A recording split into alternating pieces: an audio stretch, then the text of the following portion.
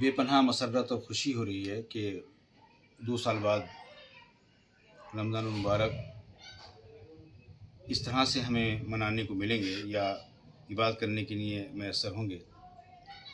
पिछले 2 सालों में जिस तरह से कोविड की गाइडलाइन को देखते हुए और सरकार की तरफ से जो हिदायत थी उसको अपनाते हुए मसाजिद से भी दूरी रही और बहुत से ऐसे अमल थे जो हम नहीं कर सके।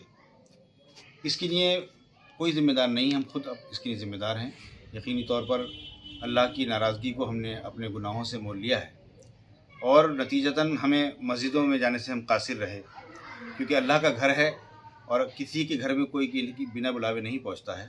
तो यकीनी तौर पर अल्लाह की नाराज़गी ज़ाहिर होती इस बात से कि उसने हमें अपने घर से महरूम किया उन दिनों में।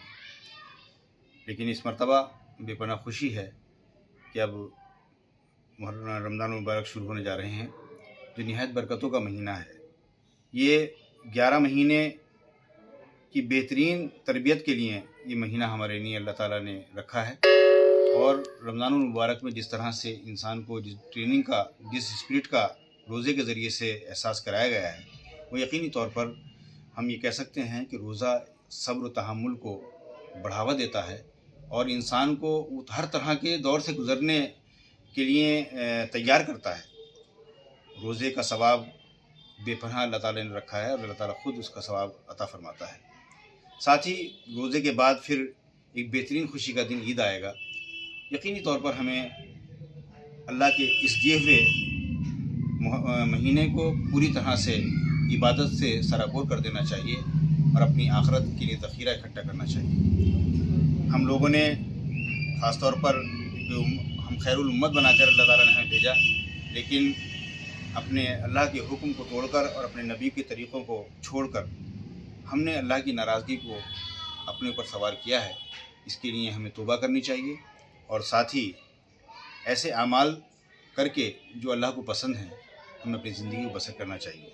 मैं अपने शहर की तमाम आवाम को दिल की गहराइयों से रमज़ान मुबारक की मुबारकबाद पेश करता हूँ और दुआ करता हूँ कि बारी ताला हमारे मुल्क में सालमियत हो, हमारा मुल्क की हिफाजत रहे और इस मुल्क में आपसी तालमेल और आपसी भाईचारे को बढ़ावा मिले। हम गुलदस्ते की तरह इस मुल्क में रहते हैं, जमहूरी मुल्क है और यहाँ पर हर मज़हब के मानने वालों को आज़ादाना तौर पर ये इख्तियार है कि वो अपने मज़हब की आज़ादी के तौर पर अपने मज़हब के ऊपर चलने का उनको पूरा इख्तियार है। मैं उम्मीद करता हूँ कि आने वाले इस रमज़ान में हम पूरी ज़िम्मेदारी के साथ अल्लाह के अहकाम और नबी के तरीक़ों को अपनाकर रोज़े के तमाम आदाब को मद्देनज़र रखते हुए रोज़ों का एहतमाम करेंगे। साथ ही मैं इस मौके पर ये कहना चाहूँगा कि रोज़े का एहतमाम और रोज़े का एहतराम, इन दोनों चीज़ों को हम मद्देनज़र रखें।